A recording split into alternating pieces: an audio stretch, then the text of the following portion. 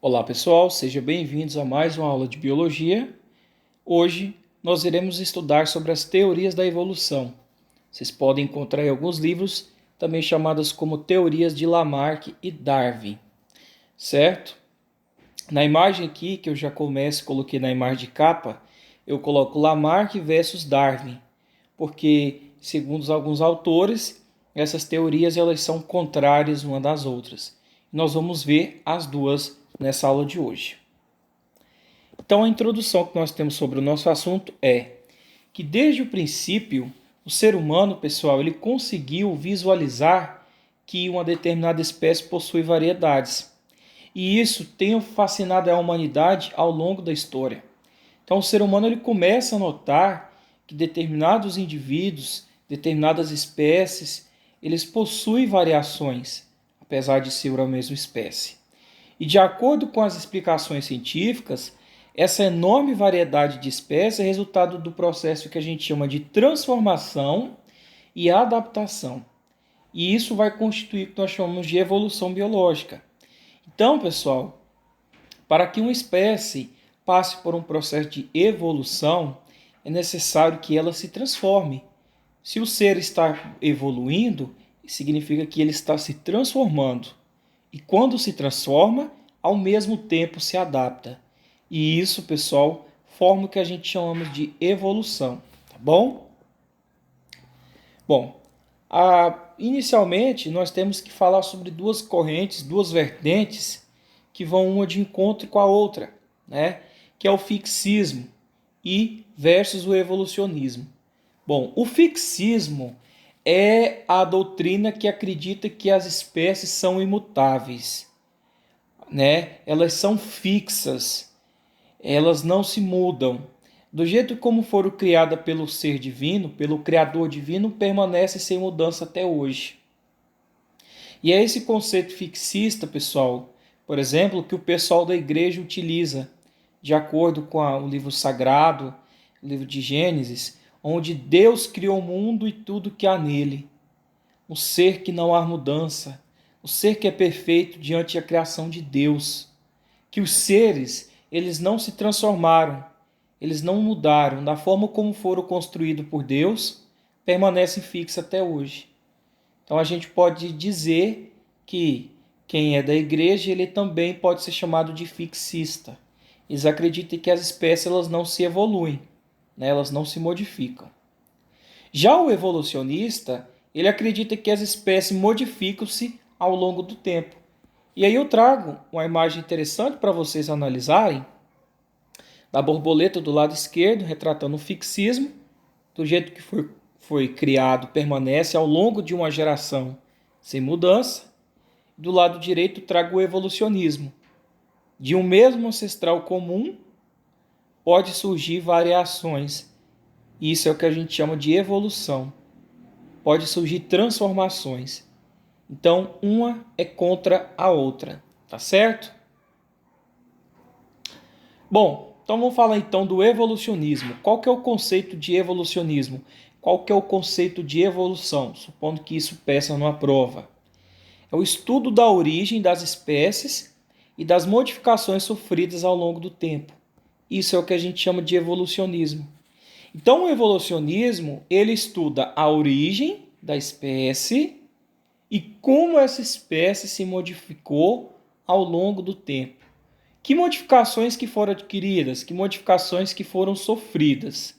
É isso que o evolucionismo trabalha, certo?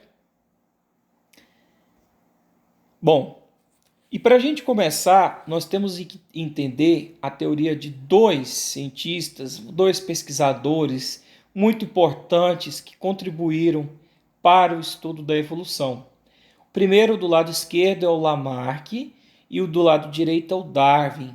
O Lamarck criou a teoria que nós chamamos de lamarquismo e o Darwin, a teoria que nós chamamos de darwinismo. Inicialmente, nós vamos conhecer sobre a teoria do Lamarck. Vamos entender qual era o pensamento dele. O que ele achava que era a evolução? Bom, está aqui para você.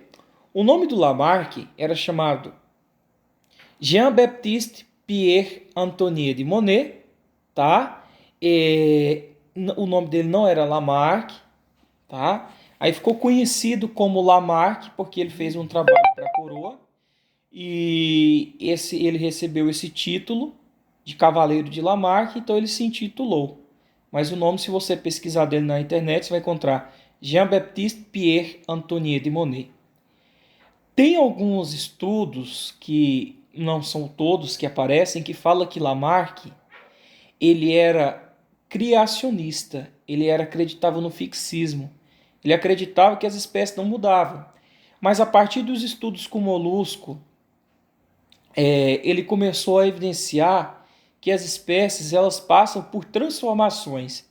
E com isso, ele se tornou o primeiro, o pioneiro a criar a teoria da evolução. Então Lamarck, ele foi o primeiro a dar a cara a tapa. Porque na época dele, pessoal, o que predominava era o pensamento fixista. A igreja predominava naquela época. Ai de você se você falasse da evolução. Era perigoso, pessoal, você nem ficar vivo. Então, como ele tinha esse poder, ele tinha conseguido esse título de Cavaleiro de Lamarck, ele pôde se manifestar de uma maneira bem espaçosa e tentar convencer as pessoas daquela época que os seres evoluíam. Ele nasceu em 1º de agosto de 1744, na cidade de Bazeti, na França, e ele morreu em 1829 em Paris. Tá certo?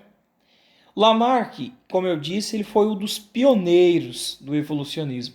Ele foi um dos primeiros do evolucionismo a criar a teoria evolucionista. Porque o que predominava na época era o fixismo. Bom, Lamarck ele defendia que os seres vivos provinham de outros seres vivos e cada espécie ocupava um lugar na escala natural. Então, essa ideia do Lamarck de que um ser vivo gera outro ser vivo, ok. Também, pessoal, Lamarck acreditava que uma mesma espécie não possui variação. Então, imagina que eu tenho uma espécie de animal e todos eles em características são iguais. Esse era o pensamento de Lamarck. Será que isso está correto? Então, ao longo do estudo, você vai entender isso daqui muito bem.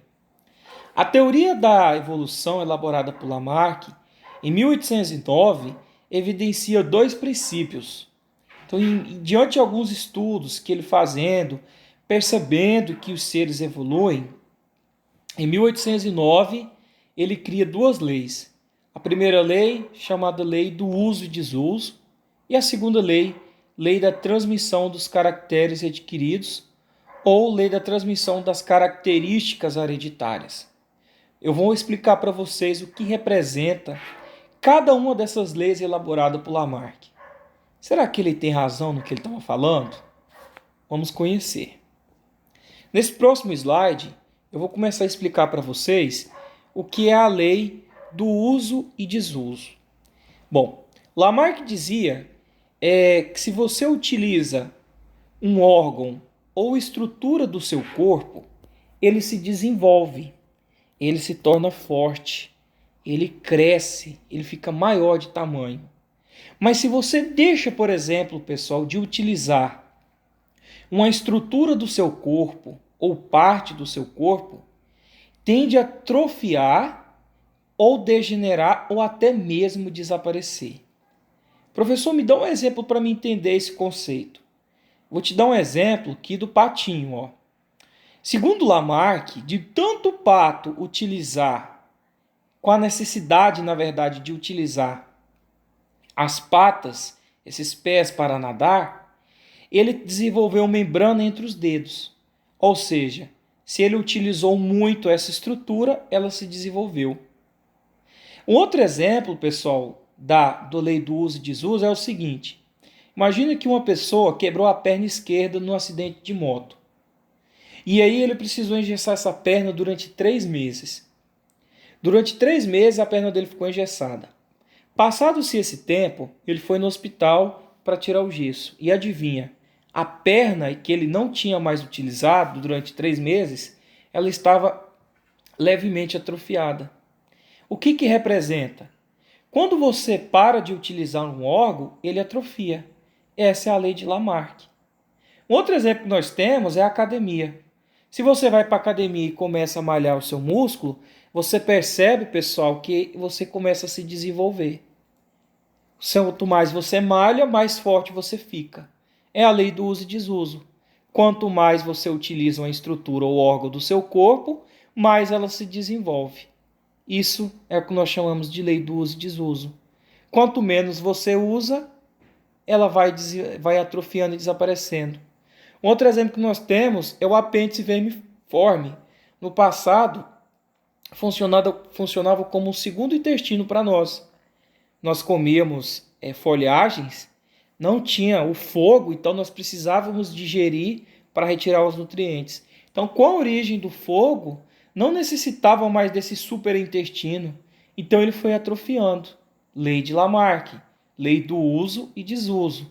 Se você usa, desenvolve. Se você não usa, atrofia. Tá certo?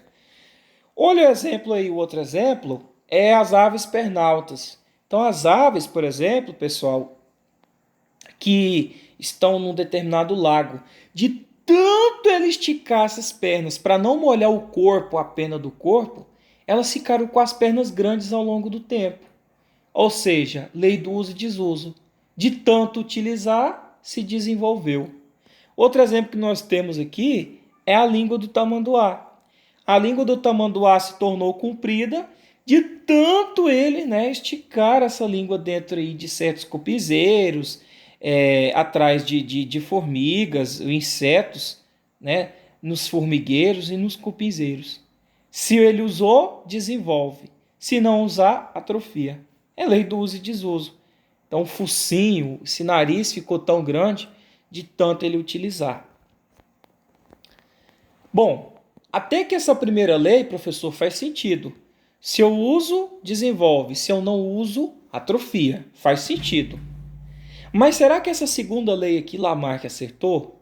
A segunda lei é chamada de lei da transmissão dos caracteres adquiridos. Professor, o que diz essa lei? Ela diz que as características que um organismo adquire ao longo da sua vida, pelo uso ou desuso, são transmitidas aos seus descendentes. Então, olha o exemplo que eu tenho para falar aqui. Segundo Lamarck, o pescoço das girafas se tornou tão grande à medida que elas esticavam esse pescoço para comer os arbustos das árvores mais altas naquela época. Porque o que eles acreditavam o seguinte, que existia uma seca muito grande, e os arbustos mais baixos já estavam todos secos, não dava para esse animal se alimentar lá na savana onde ele vivia. Então, isso é o ambiente estava seco. A girafa, sentindo a necessidade de sobreviver, ela teve que se transformar. Então ela começou a esticar esse pescoço, e de tanto ela esticar o pescoço, ela usar esse pescoço, a lei do uso e desuso, ela ficou com o pescoço grande. E, consequentemente, de tanto ela esticar o pescoço e ficar com o pescoço grande, os próximos descendentes dela também nasceram com o pescoço grande. Pessoal, será que isso é verdade?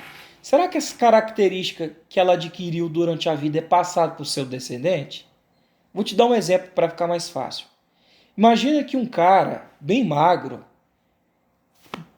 quer namorar com uma menina e ele quer fazer academia para ficar bem bombado. Aí ele vai para academia, malha 6 meses, fica bem bombadão. Quanto mais utiliza o corpo, mais ele desenvolve, ficou fortão. Aí ele conseguiu achar uma menina bonita, formosa, e ele casa com ela. E adivinha, o filho que nasceu desse casal já nasceu com 5 quilos, levantando 10 quilos de peso na academia. Pessoal, isso é verdade? Não, professor, isso é um absurdo. Porque o pai dele era forte, o bebê dele necessariamente vai nascer bombado igual o pai? É claro que não. Por que não, professor? Porque essa é uma característica que ele adquiriu durante a vida. Essa característica adquirida durante a vida, ela não é transmitida aos seus descendentes. E aonde que foi a falha de Lamarck? na lei da transmissão dos caracteres adquiridos. O que você adquire durante a vida, pessoal, você não transmite aos seus descendentes, caso não for genético. Imagina que você cortou a perna, você teve que amputar a perna, e o seu filho, quando você tiver seu filho, ele vai nascer sem perna? É claro que não. Então, essa teoria de Lamarck, chamada de lei da transmissão das características adquiridas, ela foi, refutada devido a isso. Não significa que uma característica que você adquiriu durante a sua vida, você não vai transmitir ela para os seus descendentes. Entendeu? Elas não foram chegadas ao seu DNA genético. Para que seja transmitido, precisa ser genético. E segundo Lamarck era desse jeito. É claro que nessa segunda lei aí, ele errou feio, né?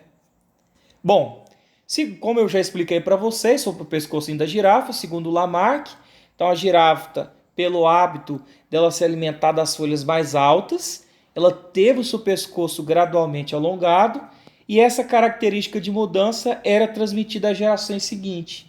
Gente, ela poderia, não estou falando que pode, até crescer o pescoço, mas que é transmitido a seus descendentes, é claro que não. E claro, né, gente, não foi também desse jeito que a girafa ficou com o pescoço grande. Tem outras vertentes que o Darwin vai vir explicando. Professor, teve algum experimento de alguém que refutou essa experiência? Teve.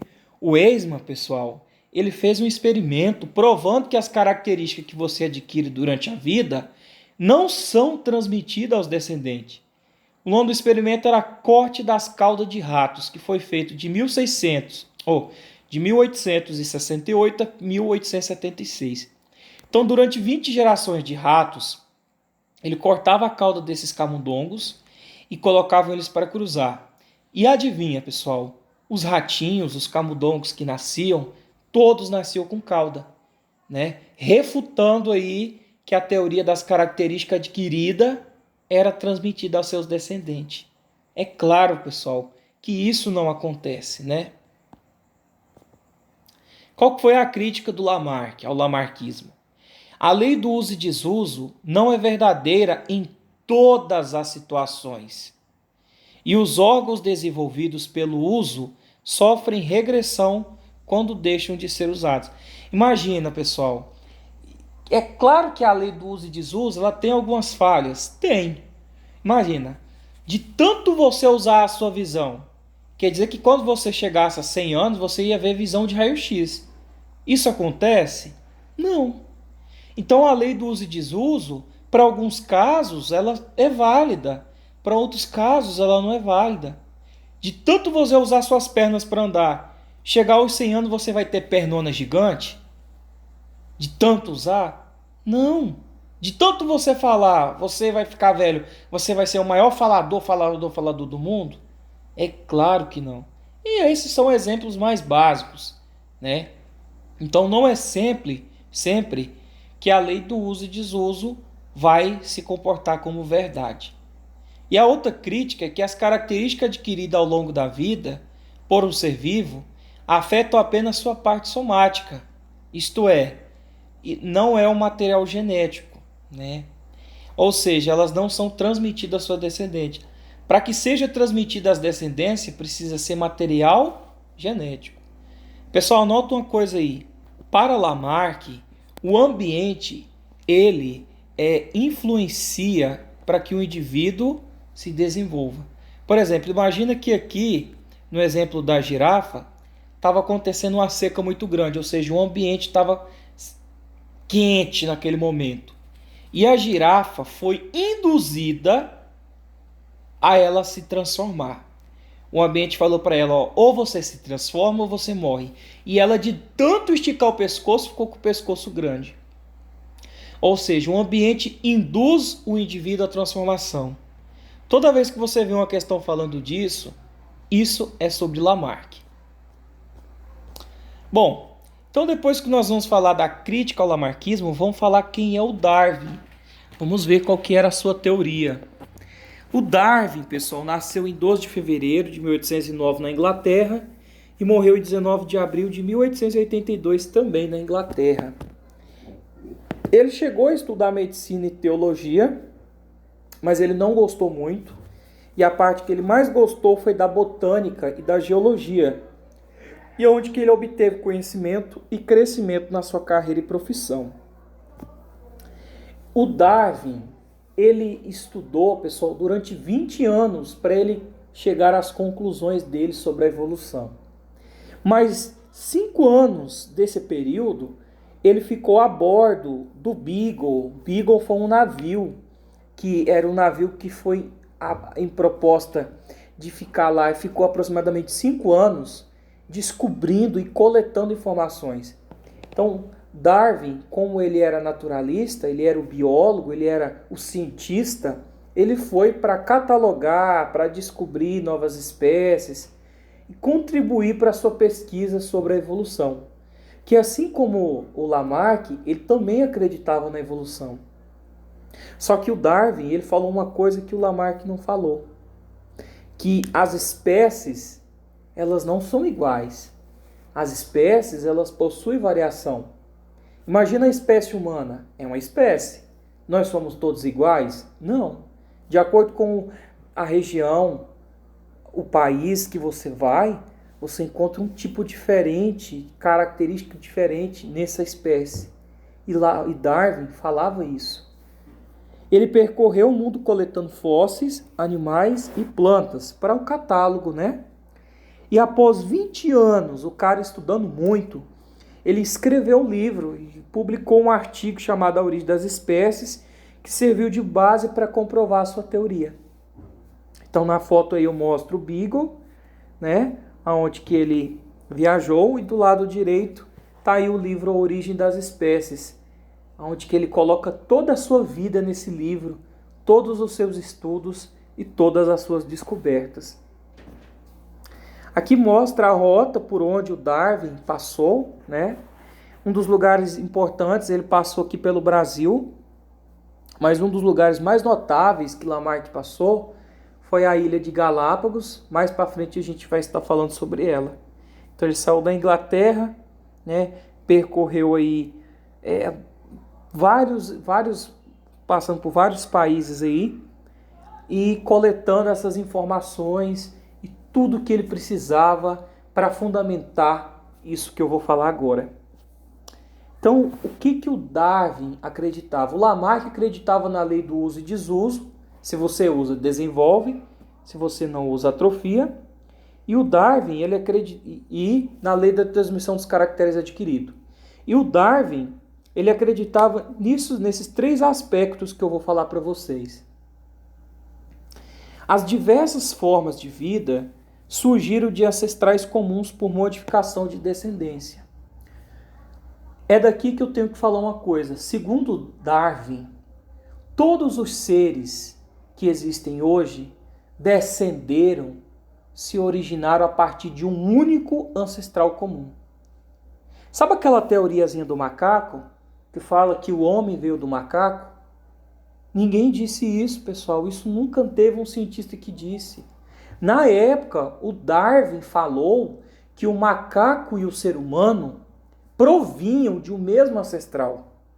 E aí, por interpretação errada na época, o pessoal falou que o homem evolui do macaco. Isso está completamente errado, tá? Isso não existe. Darwin nunca disse isso. O ser humano e o macaco provêm de um mesmo ancestral. O mecanismo de modificação é a seleção natural. Daqui a pouco eu vou falar sobre a seleção natural. Segundo o Lamarck, o ambiente ele induz um indivíduo a se transformar. Ou seja, se tem uma modificação no ambiente, ou esse indivíduo transforma na marra, igual a girafinha lá, segundo o Lamarck, ela teve que crescer o pescoço para sobreviver, ou ela morria. Darwin não pensava desse jeito. Segundo Darwin, o ambiente seleciona os indivíduos que estão mais adaptados a sobreviver. Os que estão menos adaptados, eles acabam morrendo. Tem que ser adaptado.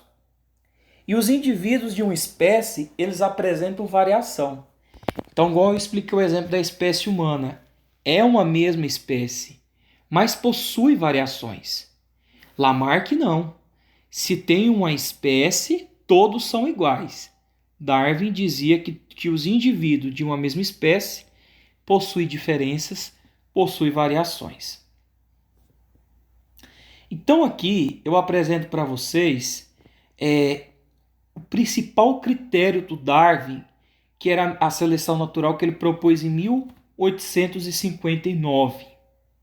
O ambiente, ele seleciona a característica presente entre os indivíduos de uma população, tornando a população mais adaptada.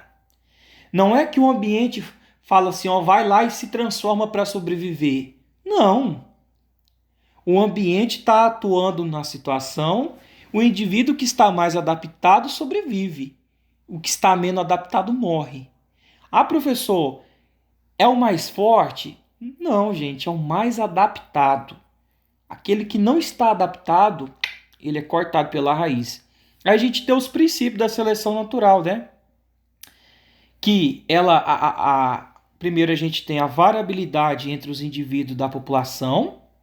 Então, tem sim uma variação entre os indivíduos de uma população, possui uma variação muito grande de espécie, que os indivíduos eles lutam para sobreviver. Eu não estou falando de lutar de porrada, de briga, mas o indivíduo, quando ele sai para caçar um alimento, quando ele vai se reproduzir, é uma luta dele pela sobrevivência. Imagina as tartarugas, quando elas nascem. O tanto que elas não lutam para sobreviver, até chegar lá no ponto delas entrarem no mar e viver a sua vida. Até elas chegarem lá, muitas delas são predadas, muitas delas morrem. Então é uma luta constante para sobreviver. A sobrevivência dos indivíduos com característica vantajosa no ambiente, que ao se reproduzirem, transmite as suas características ao seu descendente.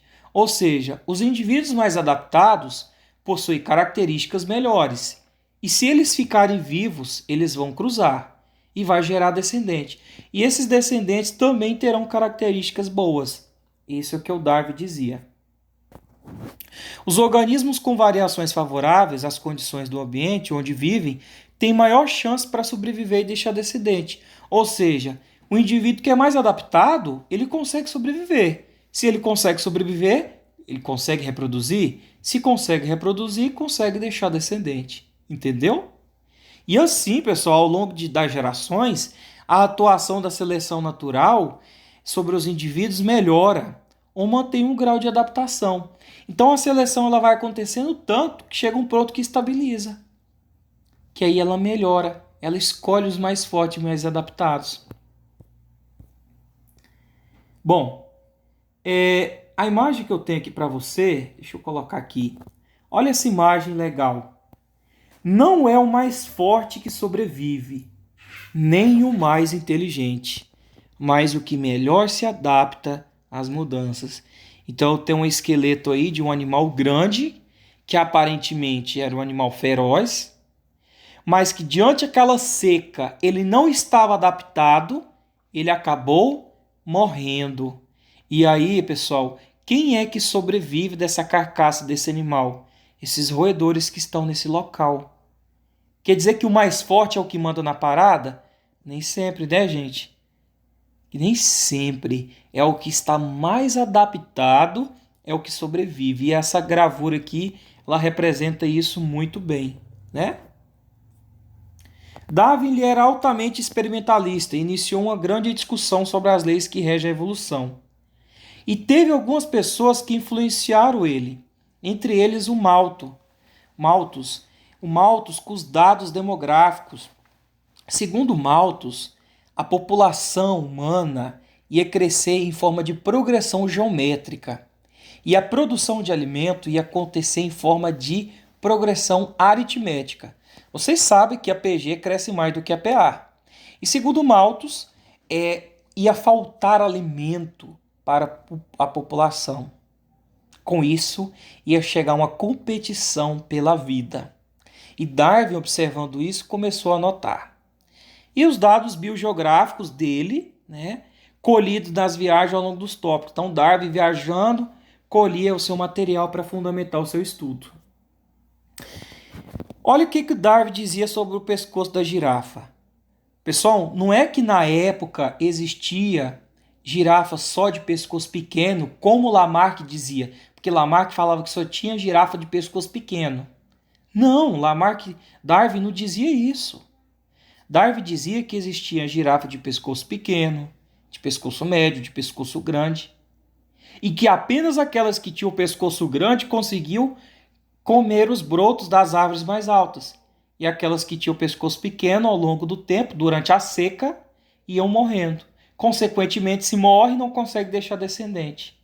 Então as girafas, elas já tinham o pescoço grande. Se ela já tinha pescoço grande, a genética dela era assim. E aí elas conseguiu cruzar e passar as características para frente. Era assim que o Darwin pensava.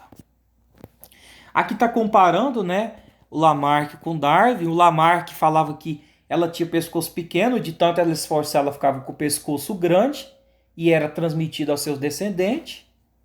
E o Darwin não. O Darwin falava que as girafas já tinham o pescoço grande. Então elas conseguiam sobreviver e, consequentemente, gerar descendente. Tá certo? Então é a diferença. Gente, Darwin foi tão criticado que essa questão da teoria do macaco saiu até charge sobre ele.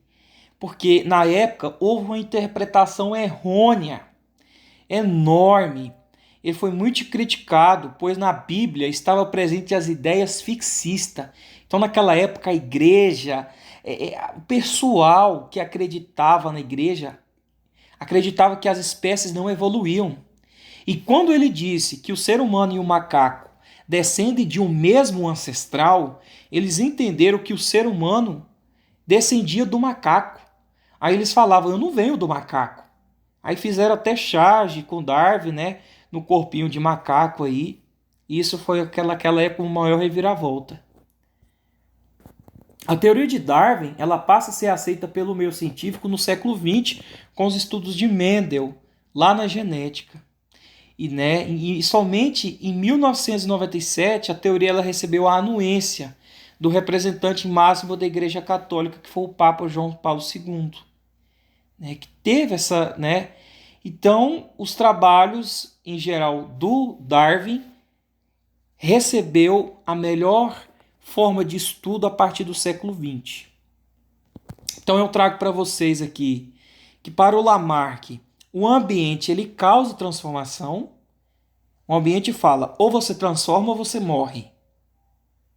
E Darwin fala o contrário. O ambiente seleciona o que está mais adaptado.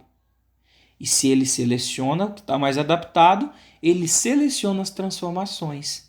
Não significa que o ambiente mudou, que eu quero, eu vou me transformar agora. Não dá, não é assim. Se eu não tiver adaptado, eu morro. Entendeu? Mas Darwin teve uma falha. Aí todo mundo falou, beleza, você está falando que existe a seleção natural, que seleciona os mais adaptados, que todas as espécies provêm de um mesmo ancestral. Agora me explica, como surgiu a origem e como ocorre a variação dessas espécies? Porque Darwin dizia que uma mesma espécie pode conter variações. Aí uma pessoa virou para ele, como que acontecem essas variações? Por que de um mesmo ancestral pode surgir variações? Igual naquele exemplo, pessoal, que eu trago aqui para vocês, ó, deixa eu voltar aqui para vocês verem. Igual nesse exemplo aqui das borboletas. Por que de um mesmo ancestral comum surgem essas variações? Aí, adivinha, o Darwin ele não soube responder. Ele não soube explicar como surgiu essas variações. Então, qual foi a falha do Darwin? Não soube explicar a origem das variações, como elas se originaram, dessas variações individuais numa população. E o modo como essa transmissão dessas características é passada aos descendentes. Beleza. Se a girafa já tem o pescoço grande de natureza, como que ela passa essas características para o seu descendente? O Darwin não soube explicar, porque ele não tinha conhecimento da genética. Beleza. Você está falando, né, que a girafa então ela já tinha o pescoço grande. A girafinha já também nasceu com o pescoço grande. Como que essa característica é passada? Me explica. Como que uma espécie humana possui variações? Como que isso é transmitido? Darwin não soube explicar porque não conhecia de genética. E aí veio o Mendel para explicar. E só depois do Mendel, gente, que isso daqui veio com todas as confirmações, que vai ser tema da nossa próxima aula, que eu vou falar de teoria sintética da evolução, o neodarwinismo. Então, recapitulando, a falha do Darwin foi essa. Não soube explicar a origem dessa variação, como que a partir de um mesmo ancestral pode variar e como que essas variações são transmitidas de uma geração por geração. Infelizmente, ele não soube falar isso porque ele não tinha conhecimento de genética. Ele até sabia, mas ele não sabia explicar. Entendeu? Eu espero que vocês tenham gostado dessa aula e até o nosso próximo vídeo. Eu vou encerrar por aqui hoje.